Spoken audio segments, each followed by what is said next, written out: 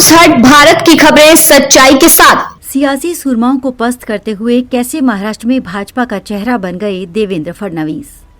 2013 में समझौते का चेहरा बन देवेंद्र फडणवीस बीजेपी प्रदेश अध्यक्ष बन गए थे, लेकिन अब फडणवीस बीजेपी का एकमात्र चेहरा बन गए हैं। फडणवीस ने इस दौरान कई सियासी सुरमाओं को पस्त किया है। इनमें से कुछ अपने थे तो कुछ बाहरी। कभी भारतीय जनता पार्टी में समझौते का चेहरा रहे देवेंद्र फडणवीस अब महाराष्ट्र बीजेपी का एकमात्र चेहरा बन गए हैं।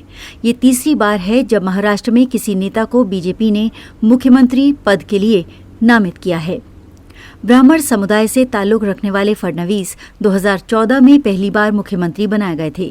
2024 में जब बीजेपी फिर से खुद का मुख्यमंत्री बनाने की स्थिति में आई तो सीएम पद के लिए कई नामों की चर्चा शुरू हो गई, लेकिन मुख्यमंत्री पद के लिए आखिरी मुहर फडणवीस के नाम पर ही लगी। देवा भाऊ के नाम से मशहूर फडणवीस ने अपने करियर की शुरुआत अखिल भारतीय विद्यार्थी परिषद से की थी। फडणवीस के बारे में कहा जाता है कि उन्हें दिल्ली और नागपुर दोनों का आशीर्वाद एक साथ प्राप्त है। समझौते का चेहरा देवेंद्र फडणवीस। 2013 में नरेंद्र मोदी बीजेपी की तरफ से प्रधानमंत्री पद के लिए नामित किए गए। इसके बाद संगठन में बड़े स्तर पर फेरबदल का काम शुरू हुआ। इसी कड़ी में महाराष्ट्र में भी बीजेपी ने प्रदेश अध्यक्ष बदलने का फैसला किया। नए अध्यक्ष के लिए लॉबिंग तेज हो गई।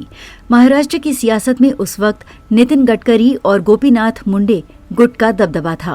गडकरी सुधीर मुंगटीवार तो मुंडे एकनाथ खड़से को अध्यक्ष बनाना चाहते थे। कहा जाता है कि दोनों गुटों की दावेदारी को खारिज करते हुए बीजेपी ने देवेंद्र फडणवीस को अध्यक्ष की कुर्सी दे दी। फडणवीस उस वक्त विधायक थे। नागपुर से होने की वजह से आरएसएस के भीतर भी उनकी अच्छी पैठ थी। देश में नरेंद्र, महाराष्ट्र में देवेंद्र। 2024 के लोकसभा और विधानसभा चुनाव जीतने के बाद महाराष्ट्र में एक नारा काफी लोकप्रिय हुआ। नारा था, देश में नरेंद्र, महाराष्ट्र में देवेंद्र। बीजेपी ने देवेंद्र फडणवीस को महाराष्ट्र में मुख्यमंत्री की कुर्सी सौंप दी। फडणवीस 2014 से 2019 तक मुख्यमंत्री रहे। 2019 में उनके चेहरे को ही आगे कर बीजेपी मैदान में उतरी। महाराष्ट्र के चुनाव में सबसे बड़ी पार्टी भी बनी, जिसके बाद फडणवीस को विधायक दल का नेता चुना गया। लेकिन बहुमत न होने की वजह से फडणवीस को सीएम की कुर्सी छोड़नी पड़ गई।